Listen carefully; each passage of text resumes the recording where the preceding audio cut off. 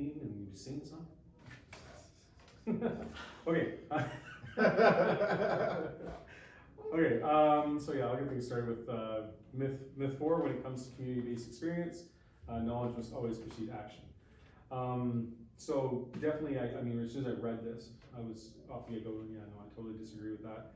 You know, the focus definitely in education, I feel is I would agree with that, with the emphasis being on knowledge and information before taking action, which, yeah, if that works for some people, I could totally see that. Some people would get anxious even trying to do anything. They want to read the instructions before putting something together. But then you have other people who have no interest until you get them taking stuff apart. Yeah. Right? Like I have students right now, we're tearing engines apart. It's like they don't want to sit and read the manual and learn about how a piston makes power. They want to just take the thing apart. And so once they're taken apart and you know what the components are, then, because that's the problem, you read a book and you're like, oh yeah, so the piston goes up and now makes compression, and here's the 4 cycles of the combustion cycle, and they're like, what's a piston? Right? So it's like sometimes, no, we have to have experience first to gain a little bit of understanding. Otherwise, or to get them engaged. That's right. You know, so as soon as I read that one, I was like, yeah, no, I totally disagree. And I mean, I think for some people, yeah, certain personality types like to research things first. But then there's also some people are in another part of the spectrum where they want to watch, right? They're interested. Maybe they don't want to get their hands in there because they're a little bit hesitant, but they watch someone doing it, and then they're like, hey, you know, that's pretty interesting. Maybe I do want to try this. And that was actually some stuff I came across in Dave A. Kolb's book, Experiential Learning, and where he talks a fair bit about, let me get this back up. The 4 cycles of his experiential learning are concrete experience, reflective observation, active experimentation, and abstract conceptualization. So those can happen at different points, but they all kind of work around each other, right? So you'll have somebody who's more reflective. They maybe just, you know, they've had a concrete experience, now they're gonna reflect on it. Where you have somebody else maybe comes in there just watching it first, then they get their interest into it. So there's different points where people can come into it. But yeah, between them, those 4 is kind of how we can go around the circle of, and they just keep building upon each other. So that was kind of interesting. I'm only just getting into the iceberg of the book, so don't ask me to go through the whole thing. Because, you know, who's had time to read an entire book? Right now, right? Like I got how many readings for each class? I know we're all struggling with that. But the other thing I found that went with that was the concrete experience was associated with like feeling, whereas the reflective observation was more of just watching. Abstract conceptualization was more just you're thinking about it, and then active experimentation was like you're actually doing. So there was kind of the 4 kind of broken up into those 4 quadrants. But I do think that, you know, the curriculum definitely goes the other way. Yeah. Right? There's so much focus on, hey, knowledge, not experience. How do we, and part of it is how do we measure experience? How can we test for experience? I think we could, like we do with CCTs all the time. Right. Right? It's not, hey, you sit down, write an exam. This is, no, I want you to perform something for me. But maybe that's what part of the answer is. Maybe we need to get our standardized testing needs to start involving more doing things, not just sit down and write this practical, you know, more of a practical standardized test. Or maybe the standardization of it needs to go out the window a little bit. Yeah. It could even be a 50-50 where you're doing practical, but you've got the documentation to go with it to prove that you've done those steps that you need to do to get to where you have. Where if you've got the internal of a piston, you've pulled it apart just to have a look, try and figure out exactly where it is. As long as they've documented what they've done to get to that step and everything is separated, they know exactly how to put it back together. As opposed to putting it back together and having extra parts and not knowing exactly where they should go. Right. So kind of And also keeping in mind that documentation doesn't have to be necessarily in written form, right? That could be conversation, observation, product. Exactly. So the only thing that I will say with that is no matter what we do, health and safety is going to be an issue. So the school board will always say, you can't do any of this until you have passed, like until they do their passport or wherever it is that you're Well, documenting the health and safety of it, right? yeah, and I completely agree. I mean, right off the get-go, we have to start with, okay, this is why we wear PPE. Yeah. Here's some of the basics, but I've managed, like, part of my passport is them using hand tools. Right. Well, it's like, I can sit there for an hour, go, this is a wrench, this is a screwdriver, this is this is that. Or I can say, let's go look at the tools, and if you don't know how to get something off, we'll go through it together. And so, as they get their hands on things, if I say, hey, grab this wrench or that wrench, and they're like, what's that? It's like, oh, here, well, this is what that is. So it's kind of a little bit more a way of integrating some of our passporting into it, because, I have one drill press. So it's like, I can't to do 20 kids on that, and everyone else is just standing around bored. Whereas it's like, if I'm immersing them in part of it, it's not so much, hey, them just listening to me as the sage on the stage going, yeah, this is that. Yeah. They're able to just ask me questions, because some of them don't need to be told. They've been working with wrenches. Well, and like it reminds me of in Summerhill, when we're watching Summerhill and we're like talking about how, look at all these things that these kids are doing, and like as a parent, the first thing I'm like, oh my gosh, it's so dangerous. But then also there's a portion of it where what is acceptable for the level of danger, and like it's really difficult when you're working for a school board, because the school board is very much about liability, and so we don't have as much opportunity for the kids to experience the health and safety as much as like we have to teach it from the book, from the curriculum. When actuality, like how many of those students that we're teaching at that time are completely disengaged? And so that's what happens. If I stand up there with a slideshow telling them this is what these tools are, most of them got their heads down. Yeah. And I'm going to spend most of the class going, pay attention. Yeah, and I mean, sometimes you're gonna burn yourself, and you're gonna learn, okay, this is what I should or shouldn't do, right? I mean, I think part of it too, when you get to safety, and you, from what I've seen with them, when you fire up some torches, or you're getting a welder going, or a power tool, they're paying attention.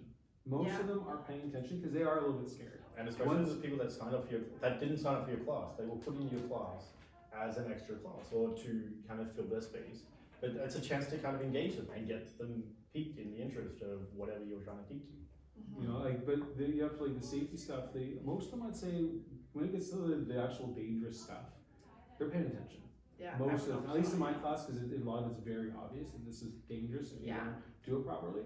But I mean, that doesn't mean we overlook it, obviously, but it's, you get their attention pretty quick when you light up a set of torches and then say, here, now it's your turn. They're like, what? It's like, because you just explained to them beforehand, this thing's a bomb if you don't use it right.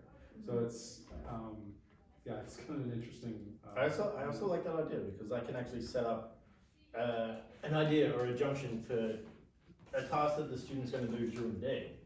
Give them guidelines of just say, hey, go choose a knife that you think would be the best fit to cut this vegetable, this fruit, a tomato.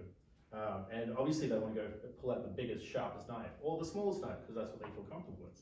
But when you go through and explain that something like a serrated knife is the best task because it keeps the tomato in place as you're slicing, it's going to give smoother slices, and it's actually going to be easier to use because it's less effort and less damage to the tomato as well. Less spillage, less wastage, and it's a chance to kind of explain the benefits of doing things the correct way or the smartest, best way for them.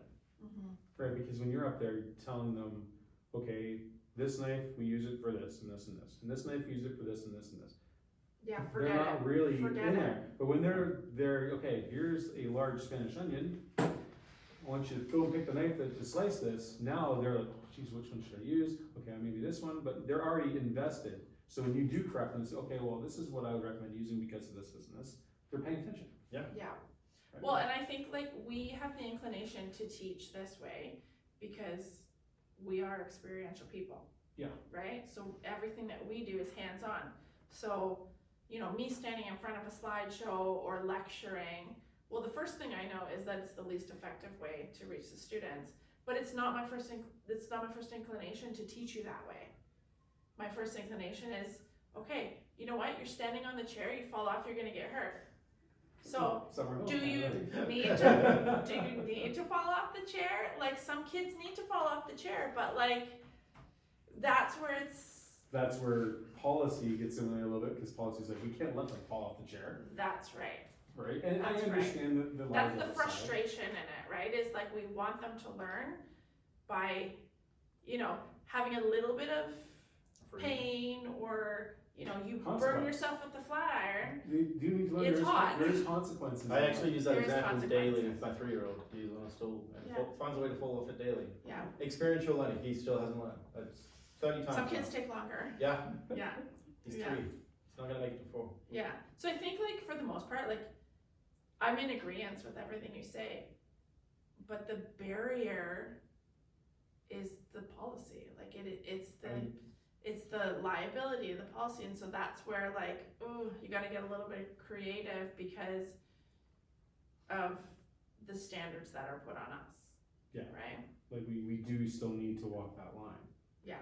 Especially if you want to safety, it's like, Mm-hmm. there is no leeway there. We can want to dance on the other side of the line all we want, but Yeah. if something goes wrong while you're on that side of the line, Yeah. And it's game You over. also- It's We not can't- just we with can't do teaching, that. right? Like, we talk, like, going back to, you know, we're saying education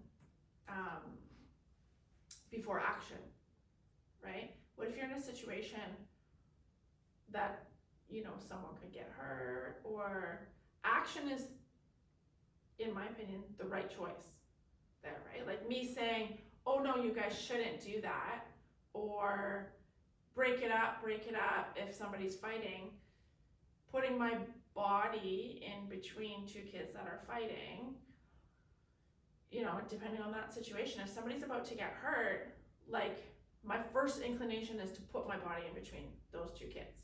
And so it's not the right thing to do, And according to policy- what yes, the policy union wise. says and the board says, because you might not be covered, but I'm a parent Yeah. and a person. And you value people's safety. Yeah, and so, you know, Where I do agree, and again, this comes back to the safety, where knowledge is important before action, is for things where it's like, no, they need to know the severity of the situation before they get into it, because sometimes ignorance can cause damage. yeah, Right? If you don't realize there is a danger to begin with, right? So it's like, an example, I mentioned the torches earlier, like, Mhm. that does need to be explained to them, like, no, like, if you reuse these wrong, mishandle them, they're very dangerous. yeah. There's a reason why they're stored in a cart with a chain. Mhm. And so I tell them, it's like, this valve, like, it's broke off this thing will go through a concrete wall. Mhm. Like, I'm not kidding. Mhm. So it's like, we have to keep it, respect it and handle it, and you get their attention when you say that. So, but to just let them go and use the torches without first saying, hey, Yeah, this is some knowledge you need to know about what Yeah. you're using, because we don't want to wait for the experiential Right. part, right? Right. So there definitely is times where knowledge first applies. yeah, but I it's just not think our as a rule, it's education- definitely not. I think overall, we're really beating it to death. We need to kind of find that balance between, let's do a bit of both. Yeah. Let's have some knowledge-based stuff, let's have some experiential stuff, and kind of meet in the middle on it, Mhm. so. Mhm. But, I agree. does anybody have anything else? No, I'm pretty much in Yeah, agreement. feels like we covered it. I think we got most of it. I mean, I had a couple other little points, but we kind of covered all of them, so. So it's definitely a myth. I think it's a myth. But, agree. definitely overall, I would say action is, it can definitely be first, or it can be a both. It doesn't have to be knowledge first, then action. Yeah. Mhm. You know, could be a combination thereof, or action first to pique people's interest, especially when we're talking community-based stuff, Right, right? I mean, most of our, our trades are community, yeah, right? Yeah. We're all our trades are service to the community. So it's like, no, I mean, most of us, it's the experience that brings you there, Mhm. right? Yeah, But you've always got the school board, the parents that'll always want to see the documentation to go with it too. So as long as you can back up the experience. Yeah. of it, and that's gonna be the hard part for us as tech teachers, is we're used to just getting things done. Yeah, that's my explanation, We're so not- sometimes I have to slow down. Yeah, we're not used to the red tape. It detracts from the extra things you could be teaching your students, Yes. for sure. Yeah, yeah. It takes time. Yeah. It takes time. Okay, what's your myth, mister? So my 7 myths of teaching was myth number 5. Teachers who care about whether students can think for themselves don't care about the facts. So Joel Westheimer says that educators who seek to teach students to think and interpret information, skills, habits that are essential for citizens for any democratic nation are often criticized for having no respect for the facts. So I understand that purely from the logic of going through college TAFE, my learning. Like you are to learn the particulars, and then you'll learn to learn how to do them, the particular way to learn them, and ensure that you are selling the product that you're selling. In hospitality, that's the way it is. If you have one thing, even from around the other side of the world with the exact same name, you expect it to be the same. So you need that documentation to prove that that is what it is.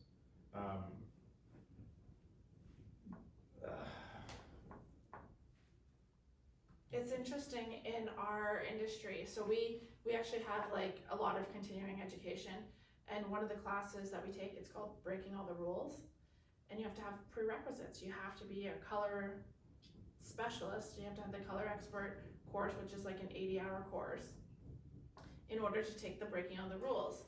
And it's kind of like you have to know the facts, but you don't always have to let everybody else know that you know the facts. You can't start breaking the rules until you are an expert in that field. Yeah. Right? Oh, yeah, absolutely. Yeah, it just, what you're saying, it just reminds me of that, right? Like we can't go right to, we have to know something. We have to have a good extensive knowledge of the subject, but we're not necessarily there to convey all of that. Yeah. We're there to say, here's all the things I know, but here's the important stuff.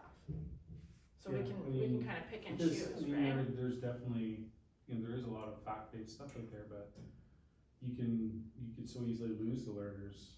Yes, facts are boring. When you don't know anything, especially in high schools. Bombarding kids with facts is... Well, also, if it was just our class that they had during the day, I feel like it would be less of a struggle because they have that time to think about the things that they're focusing on.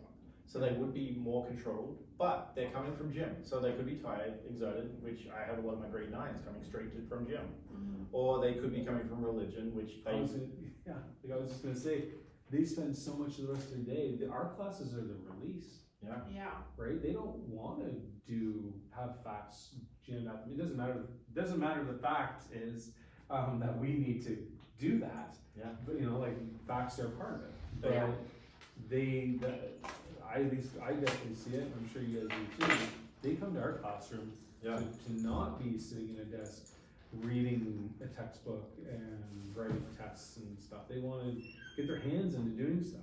They see our classes as a very hands-on, fun, exciting, interactive thing that they can do with their friends and make themselves lunch in your class. Make themselves lunch. And what's the first question when they come through the door? Are we doing hands-on today? What are we cooking today? Yep. Right? I get it every day. Are we in the shop today? Yeah. And so they've stopped finally. Like it takes them a little while. Because the first time, but they want to be in there. First couple weeks, we're always doing some safety and stuff, and it's like, are we in the shop today? Are we in the shop today? And I'm like, are we ever not in the shop? Right. It's like, okay, just trust me. We're gonna always start in the classroom, always. Yeah. But so Joel also went on to critics are convinced that those that want students to think for themselves simply don't care if students can read or write. So that's but see, we need them to think for themselves. So the focus on facts definitely is important, and we need them to have some of those facts, but that doesn't mean that thinking for themselves, sometimes they'll find the need to find the facts on their own. Yeah. Well, and when we look at all of these continuing documents like Growing Success, for instance, what do they drill into us? Critical thinking skills. If you teach these kids nothing and you've taught them how to think critically, you won. I've said to them, because they come in thinking, I say, I've been a mechanic for 20 years. And so quite often they'll be like, okay, like this guy is the fix everything wizard. And it's like, no, I want to get that myth out of their heads right off the get-go. It's like, no, I spent 20 years fixing cars, but we're going to be talking about boats. I know a little bit about. We're going to be talking about sleds and dirt bikes, and there's probably kids in here that know more about them than I do. But the difference between you and me is that I have the skill set of knowing how to find information I need. So it's like, something's broken, I don't know how it works yet, but I know how to figure it out. And so that's the critical thinking step, that where facts aren't always everything. I don't have the facts of how that engine works. I have engines in that shop I've never torn apart before. Yeah. But I know how to critically think, how to find the information so that I can show them how to tear it apart, put it back together. Well, that's just it. Like, you talk about the reading, Westheimer talks about reading and writing. Okay, my son has a learning disability. Reading and writing is an extreme barrier for him. So the focus is teaching him how to use the tools that he has. Mm-hmm. So, okay, we're going to teach you how to use the voice to text, because not everything is about reading and writing. And in life, this is always going to be a barrier for him, because this is a diagnosed disability. And so if we focus 10 years on just reading and writing, then all the math he's been passed by, because he stopped right there at that word problem. Yes. Right? And so instead we're teaching him, this is how you use a calculator, this is how you sound out a word, right? That's not reading and writing, that's a skill. Yeah. Right? And so, like you said, you're teaching them how to find the answers themselves. And it's like, yeah, it's not all about reading and writing. I mean, I know a lot of adults that can't read and write very well. And it sucks, it really does. But they know how to get around it. And in that kind of interest, you almost have to take on an approach of an English language learner. Not that they don't know and understand English, but if they can't read or write efficiently or effectively for the safety, you find a different way to kind of pass that resource on. Yeah. Well, that's where the one-on-one communication comes on, finding alternate ways to kind of communicate, Yeah. or even to do the testing instead of doing a written test. What you can do is actually record the test with them, and then kind of go through it with them and talk about what they did wrong, stages they went wrong, and actually having a document in the form of video that you can actually submit to the school and have kept on record instead of a written document. Unless you have somebody come in and do the writing for them on their behalf. People with obviously dyslexia, very successful people. Yeah. They don't need that communication 100%. I've got a brother who is dyslexic, and he is a nurse, very successful and efficient, does his job really well, and they're proud to have him. And most of these neurodivergencies and other exceptionalities, if we can just give them some tools to find a way that works for them, for it to make sense for them, or a workaround, or it's the difference between being successful and unsuccessful. And that's why it's so important to, especially at the earlier they can get diagnosed or identified, to get some learning aids in place to help them learn how to deal with that, right? So the sooner that they can do that, the sooner they can start applying it, so the sooner that things make sense. Yeah. But it still comes back to, those things again aren't all facts, they're more centered around thinking skills. Yeah, absolutely. So Westheimer went on to talk about how educators and parents want children to know more than just formulas, and they want knowledge that students can acquire to be embedded into something bigger. So life skills, being able to cook, and that's something I kind of impress on all my students, whether they're interested in my class or not. I try and get them cooking, and it's not just for their benefit; it's for their friends, their family. If the person at their house that cooks for them becomes sick, it's a task they can take over, knowing that they're not going to make someone sick. Yeah. Absolutely. Life I've skills. actually seen a little bit of that in my own household lately. Like, I've been so busy with just, juggling our lives right now that, my kids have stepped up a little bit. And, I get mornings now where the kids are, because I've shown them how to do some basic cooking, they're like, hey, can I make breakfast today? So Yeah, and they're excited about it. Absolutely, you can make breakfast. I'll sit here and I'll work on this project. Yeah. You make me breakfast, right? I mean, the simple things, but those are how they learn. And so to learn it in your classes even takes another step, because you're showing them some actual kind of dangerous food. Like, I'm letting them cook waffles. So unless my eggs are bad, there's not too much risk going on there. But you're showing them how to cook foods like chicken and things that, like, hey, if you don't cook them right, you're gonna get people sick. Oh yeah. Or you don't handle them properly. So it's like, no, it's important for kids to learn this stuff. Like, it's good life. It's just life skills. But also learning about things that were different between now and 10 years ago, 15 years ago. Like pork used to be a big issue. Yeah. Like Yeah. around the world, you had to overcook pork to make it safe for people to eat. Otherwise, you'd get poisoned. Now you can eat it raw. Mhm. So is it being processed differently? Is that the? No, it was more about the contamination that was happening is no longer an issue. It was more about bugs and pests getting into cows, getting into the pigs. Oh, That so was, the standards must have changed. yeah. Then. I got you. And so one of my personal opinions is that students will always ask for help, but then you have to figure out, are they asking you for help or are they asking you for the answer? So Yeah. that's a big issue with, Yeah. especially with our students. Are they asking for the easy way out or are they asking because they care? And promoting interest in our class is a huge part of our class because we Yeah. want them to come back, we want them to be successful, and hopefully within our own teaching. Yeah. I'm guilty of sometimes just giving them the answer. Like an example is they'll ask me for torque specifications, like when we're putting an engine together, and it's if I'm in a hurry or time's tight and I'm trying to help them get it along, sometimes I'll just blurt it to them. But most of the time my answer is it's in the manual. Yeah. Because part of it is you need to learn how to Look use it the up. manual. So Yeah. go and find it in the manual. I actually learned to write mine in the front of the manual. 76 Toyota. There you go. Wow. Right? That's it. Every manual, every Toyota we buy. Because Right at the and first that's page. part of the critical thinking skills is, hey, this is where the information is.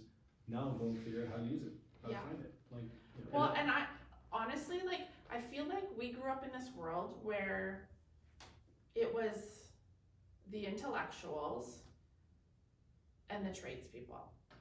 And when I yes, say well, the, there definitely I was a say blue the light bulb. intellectuals and the tradespeople. Yeah.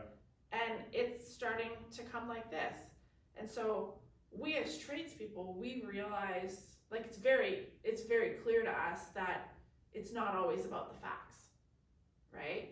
And so we're starting to value ourselves, and then obviously on a global level, we're being more valued more because there's a lack of us. Well, I mean, there right? definitely, especially if you go back in time, 40, 50 years, there was definitely a white collar, blue collar Yeah, divide. Whereas I would definitely say now, even people who you would say are quote white collar, are higher academics, that just because they're higher academics does not mean that they don't value the so-called blue collar worker. yeah, I definitely think the divide has shrunk where it's like, no, there's a respect both ways. well, I mean, now I the always blue agree- collars are becoming the white collars. Well, maybe that's why. I mean, I, as a technician, don't always appreciate what the engineers are making for me to fix, but that doesn't mean that I don't appreciate some of the neat stuff that they're making. And then vice versa. I can't speak for an engineer's side of things, but I mean, we're still the ones that are fixing the stuff that they design. And it's not necessarily the same skill set. Just because an engineer can design something doesn't mean that they can, go and take it apart 20 years later. When it's not to say they couldn't, but I would just say the divide is definitely shrinking. So For sure, and I think it also depends on the trade that you have. true. Right? So like in hair, we were always kind of this like niche, well, you know what, I shouldn't, the salon that I was a higher end salon. And so, we would get invited to these parties that we were very, like class wise, we didn't really belong there, right? We were going to auctions where people were spending tens of thousands of dollars and we were just like, oh my gosh, like we could never do that, right? As a caterer, I found myself in the same position. Yeah. Million You're rubbing dollar- elbows with all these people, and I mean, their deepest, darkest secrets. Yeah. Right?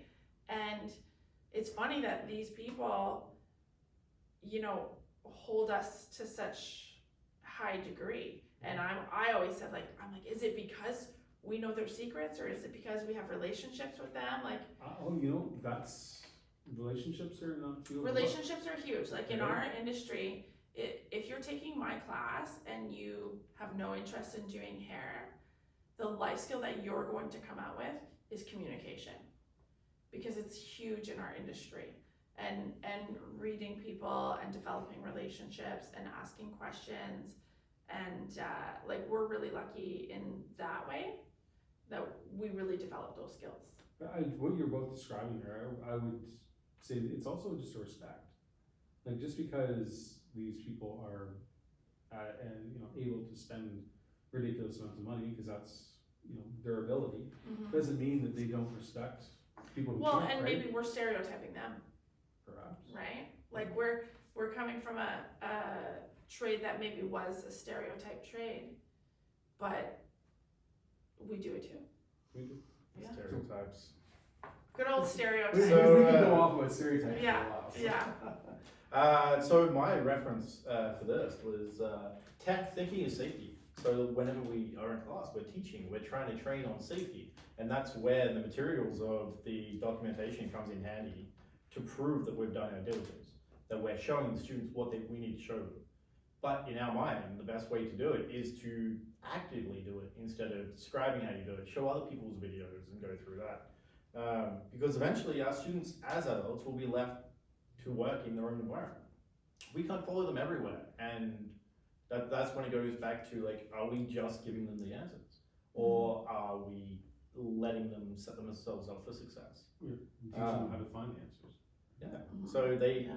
need to be encouraged. They need encouragement, responsibility, and they need to be able to think independently. Especially in the sense they live in a world where there's so many answers upon their hand.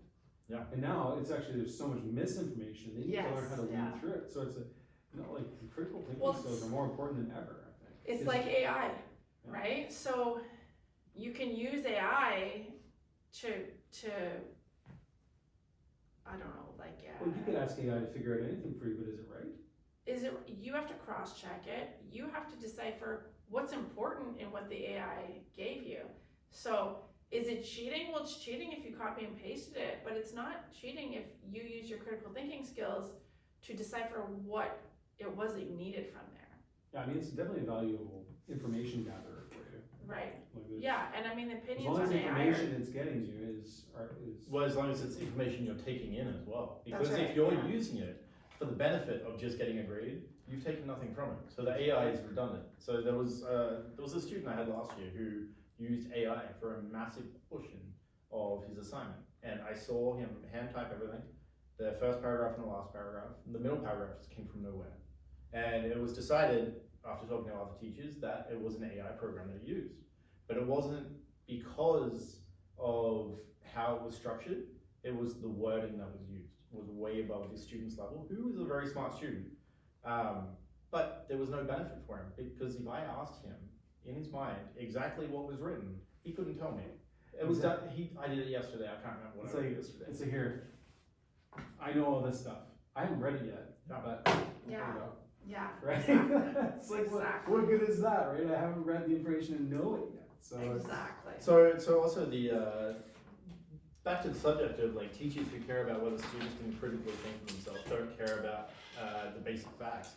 I feel like giving open assignments to teams of students to be able to kind of correlate with each other is a great team building exercise. And my reference for that was Amy Anderson's TED Talk in the San Jose copper mines, when the miners fell through and they were stuck down under there. Yeah. So they opened the idea to anybody Yeah. to try and figure out ways to get them down.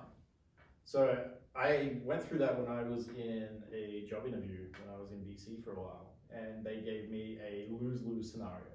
But they wanted your critical thinking, because in an emergency, you do not have the paperwork, you do not have the documentation to go off, you do not have time to look for the documentation.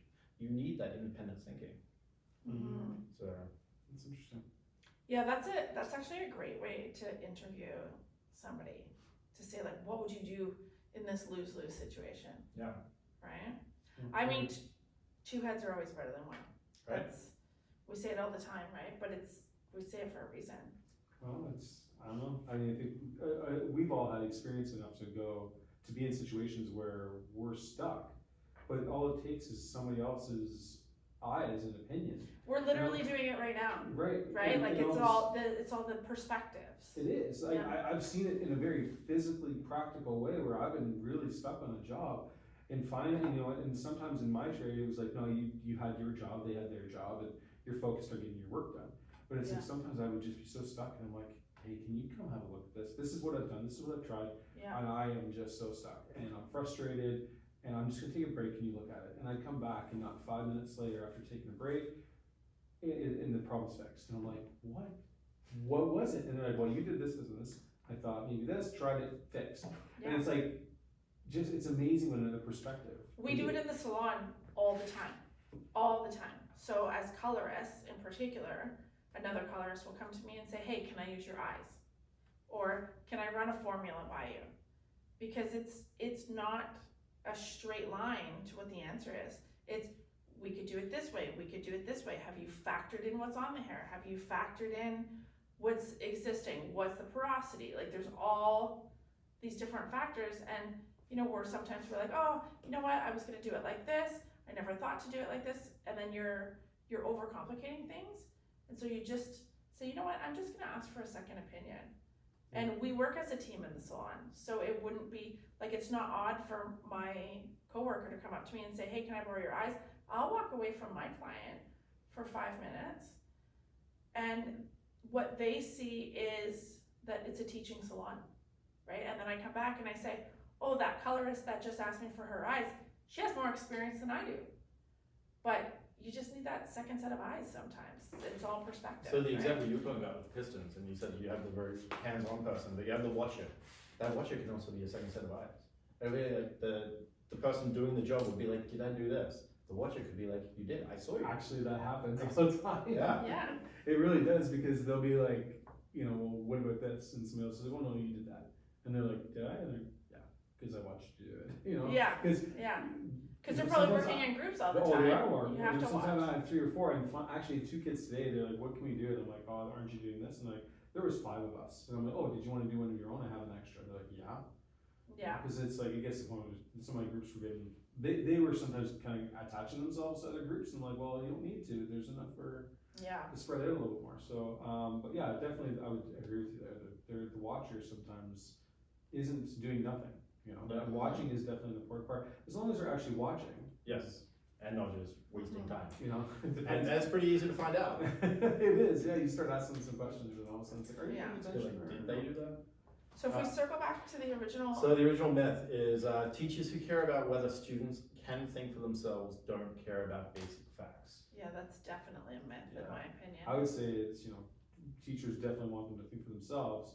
I think they would also, I would say that teachers don't want it to be all facts, but they do want the facts to be in there too. Yeah, and they can also suggest direction for those thoughts, right? So think about this method for yourself, think about how you would do it, but this is what you're doing.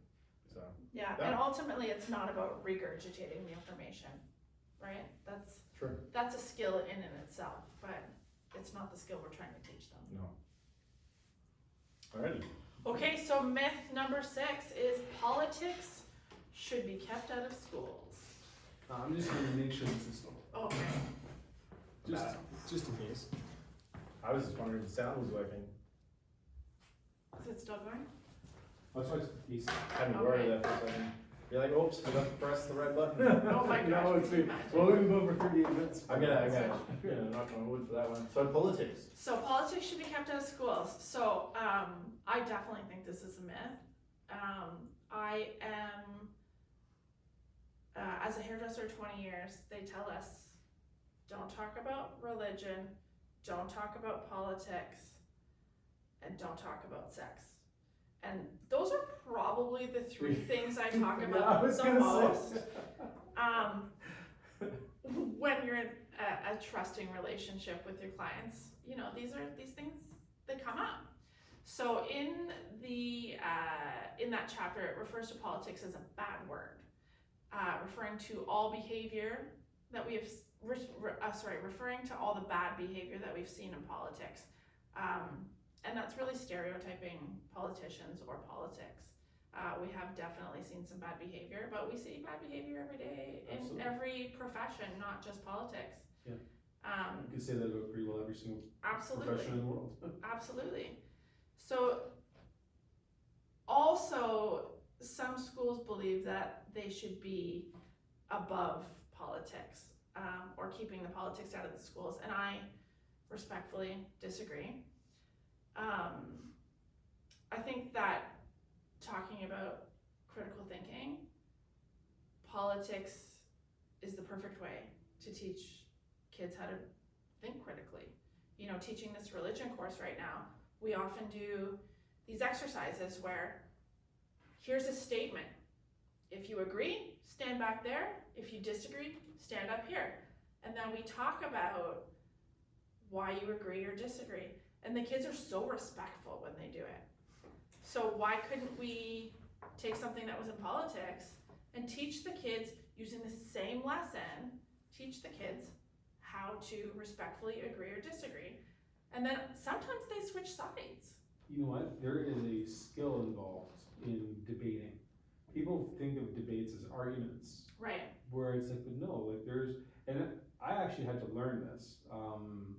Like I used to in my younger years, I would just, if somebody was arguing with you, it was almost like you get heated about it. And but like my brother went to university. I mean, he learned a lot of this, I think, in university as well as my wife, also university. Like, there's more debating, and you start to learn the value of no, like it's okay for everyone to have different opinions, but like let's talk about them because somebody may be able to sell you on why they think their way, and through that process of debating, you may change your opinion. You may not, Yeah. but there's definitely value in seeing other people's opinions. You don't have to agree with them.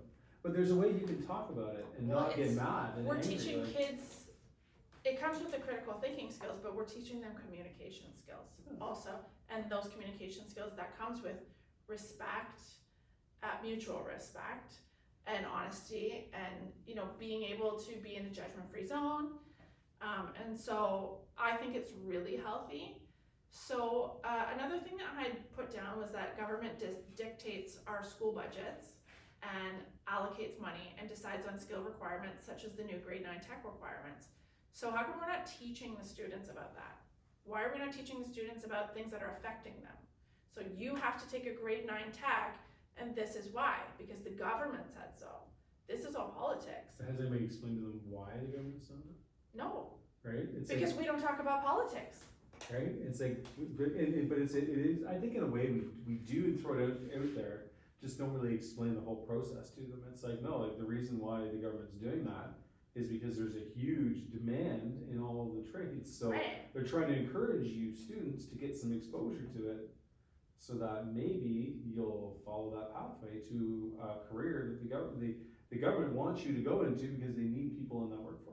Mm-hmm. Which is, I mean, hey, that's part of politics that we don't necessarily always think about. We just think about politicians, but it's like, Yeah. no, but they're making our economy stay organized and therefore function. Yeah, and that's what it is. It's like the politics of the world are surrounding us at all times. And so I grew up at a time where my parents didn't teach me anything about politics, and they didn't speak about politics in front of us because it was like a bad word, right? And so as I started to learn from my grandparents, of all people, about politics, I became like really interested in it. And as the teacher, we can facilitate these conversations as, I'm going to use the word neutral as possible, but also, part of that is asking questions. So if you're on this side of the room and you're saying what you believe and this guy's saying what he believes, my job as a facilitator is to be in the middle and ask each of those sides questions. I do agree with, there would be value in not allowing students to know your stance. Absolutely. There are Yeah. times as the educator where we have to stay unbiased. Mhm. I mean, we're supposed to be unbiased with everything anyway, or at least recognize our own biases so that we can not portray them, right? I mean, you have to know they're there before you can not use them.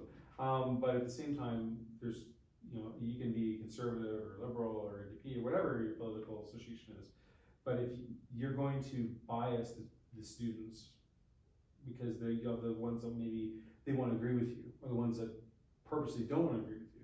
Yeah. So it's like automatically just staying completely neutral out of that equation makes them just focus on their own critical thinking of it. The other problem there is that we as teachers are influencers on their lives. That's right. So they may take our word as God.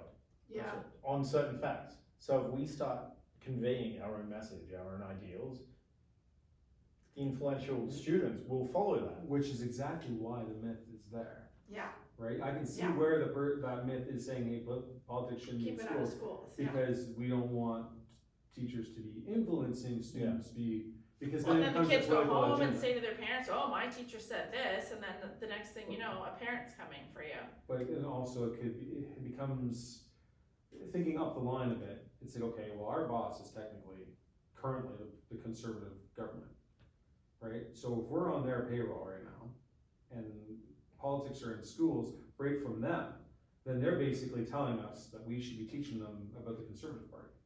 So it's like, Right. well, now, is that now undemocratic? Like, should we not be teaching them? The only way to be democratic would be teaching them about everybody. But That's where right, is that yeah. line, right? If, well, they're our boss, so maybe we should only teach them about the conservative, especially if you Right. identify as a conservative, then you may only not teach them about that, so. But then is our union liberal? Right? Like, I don't really even know, I think right? our union's more green. And so, But- when we're facilitating these conversations, like, I mean, sometimes I'm facilitating an exercise like that, and one of the students says something that enlightens me. And so, you know, we do within these exercises have these aha moments, right? And that's when I take the moment to say, perspective. This is all about perspective. You know, I would say to my clients all the time, they would say something and I would say, I never thought about it that way. You know, and being open to seeing other people's perspectives, us being able to teach the students that is really valuable, I think. Well, I think that you said there, being open-minded is part of this whole push for us to be inclusive. Yeah. I think is the kind of the key is teaching the students and ourselves too to be open-minded. Yeah. That there is a diverse population of people and it's growing, and we have to be open-minded that not everyone does things or thinks things the same way that we do. Yeah. Right, and that's where it's important again, politically, to, if we're gonna bring politics in, that we are very neutral, like you said, so that it's, Yeah. like, this is an open-minded thing, but they should still understand what the workings of politics are. So Yeah. politics for the teachers, keep it out of the school, but enable the students to have But their some own point of politics views. are, like Barb said, politics are surround us. Well, Politics especially is a now. type of it's just a type of communication. Yeah, It is especially now, communication. like with the Yeah. political climate right now, it's affecting our students more, in my opinion, more than it ever has. Because the cost of living, the LGBTQ stuff, like this affects those kids more than anything ever. Like when I was a kid, I don't know that politics affected me directly as much, but like these kids go to the grocery store, they go to buy their food, and it's twice as much as it was Well, 2 years ago. They put gas in the car. Right now, there's the hot button thing, just as an example to this conversation. They talk about TikTok being shut down. Right, TikTok, yeah, That's if that were to happen, that would greatly affect all our students, of course. right? That's Yeah. like, because they're locked in socially, that's one of their big social media platforms, so. Yeah, and they Um, want to shut it down because of the ties to China. That's right. Yeah. So Yeah. again, this is politics. Yeah. And this is how politics is gonna affect them. So Yeah. to say that we shouldn't have it in schools, I think is doing the students a disservice. And not to forget, like, these kids graduate at 17. They're going to vote the Or year some- after that. Some will be 18 when they graduate. So, you know, you've got students, some of them of voting age, and we're not gonna talk to them about politics. Well, if nobody's talking to them about politics at home and nobody's talking to them about politics in school, and then we're allowing them to make a choice, an uneducated choice, that's a little dangerous. And even the levels of government. Absolutely, yes. Right? Oh my I gosh, mean, adults that don't know the difference. So Right. I'll have an adult talk to me about Doug Ford and the carbon tax, Right. or And, you know, and I'm like, oh, Hogan that's- Trudeau's not doing more for healthcare. It's Yes. like, well, actually. talking about education, for instance, right? Like that's something that comes up all the time. Oh, the teachers are going on strike. Trudeau should just make them go back. And I'm like, well, actually, it would be Ford that would make them go back because education is under the provincial government. And I mean, But these are educated adults that don't know the difference between the levels of government. and then there's municipal elections Municipal where also, how yeah. many people even pay attention to those, and it's like this one actually really affects your day-to-day life. Yeah. Like, Yeah. so it's no, I mean, thinking, and I think that part of government politics is definitely in there somewhere. I believe civics and careers might cover some of that. Yeah. Municipal lateral, but Yeah. teaching them the ins and outs more about just how certain topics are more this party or that party and where they kind of all come together, I think is definitely worth a conversation so that they understand where these things are coming from, right? Just to not have, especially if the kids start talking about it, like we should definitely not, if it's not really part of our curriculum, then it's sometimes hard to get in there, but at the same time. But there's so many ties Exactly. to politics within our own curriculum, for sure. Right, I mean, So- I can say like transportation, I can start talking about how currently EVs are supposed to be taking over the whole industry. Yeah, for the next 10 years. Yeah. Not that I have my own personal opinions on that, but again, that's one where when I'm talking to the students about it, it's like, I have my own opinions, but I don't necessarily make those very known. I just say, okay, but here's some other things and reasons why I think there might be other things that are more effective. And you're asking questions, right? Our role is to prompt the students with the questions that makes them think. Right, because why are the politicians doing this? Yeah, I call it peeling the onion, right? It's such a layered conversation that as we just continue asking the questions. And it's not like, it doesn't end where you're right and you're wrong. It's just part of the learning process. But if we did bring politics into the classroom, how do we bring in like the lives? Like the politicians use these selling pitches to get them into a position and then barely follow through on everything that they're listed, right? So basically they're gaining success off broken promises. And it happens with every person that applies for any sort of position. They feel like they can achieve more than they do, and then they have to backtrack and say, no, I basically never promised that. You're going to teach that to the next generation who will want to aspire to that because they're like, I can get somewhere because I like. I can get into a position. Or maybe they want to do better. Or make broken promises, or maybe they want to do better. Yeah. Well, and that's where maybe, so if they do know about these things happening and see these broken promises, it's like, maybe they're not going in that direction. maybe you could do better. Yeah. Right? Especially if they're feeling negative effects from it, right? Yeah. So Freire suggests that teachers must go out into the world as political beings and that teachers cannot be neutral. I don't know if I agree so much as that. Like, I think as human beings, we're not always neutral, but our job as educators is to facilitate and to encourage that thinking. So I don't necessarily agree with Freire so much. By neutral, if by neutral he's saying like, okay, we're not going to do anything with politics at all, then I agree with him because it's like, well, no, we need to still, like you say, be facilitators of this. I'm not about to tell a student what my personal opinion. But he says that we cannot be neutral. Yeah, but I think what does he mean by neutral? Does he mean neutral as in I shouldn't tell them that I'm either conservative or liberal, or is he saying neutral as in I'm not going to teach politics at all? Versus, I think I should be a facilitator. Oh, right, of politics. perspective. I never See, thought so about it that way. Different way of. Yeah. And that's where I see being the facilitator, you're not being neutral. You are being the facilitator. You are giving them the opportunity to argue both points, leaving your own personal And then they can use their out of own. it. They can use their own critical thinking. But that doesn't mean that you are neutral. It means that you are what you are. But you don't emphasize that or encourage it on other people. Mm-hmm. Because like the question is there's no politics in school. It's like, no, but we're all saying we should be facilitators.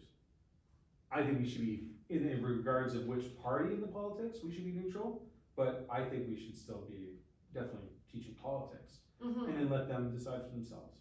Yeah, I mean, and ultimately, asking the that's- tough questions, right? Yeah, well, keep asking why, right? Trace these things back, and why are we doing this? Why is the politician making these rules? Mm-hmm. Right? Like ask the hard questions. It's like why even EVs, for example, right now, why are they going that way? Okay. Wow. Who benefits? Yeah, Key bono. Who benefits? Why are they doing it? Yeah. And is it viable? They're talking about the amount of vehicles that are coming out in the next 10, 20 years. And they're saying that the power plants aren't going to be able to keep up. The power grid is not going to keep up. Yeah. I don't think it's actually gonna happen. I think it's just it's some of these And things, empty especially promises. Empty promises. well, not always though. Like Katie and I have talked about this, my wife. Sometimes these pushes they help innovation, right? Think about all the innovation that's happened in battery technology, and look at lights, LED lighting. The innovation that's coming from this push, it is good, and that will I think get us to the next steps. Where I definitely don't think EVs are the answer by themselves, but I think they're a good push along the way. So it's just stepping stones. And we need to have some policies that push that forward, because otherwise, why would they bother? Right? These companies are not gonna just innovate for no Things reason. don't typically happen without They need to policy, have some right? government saying, you need to make this by this time.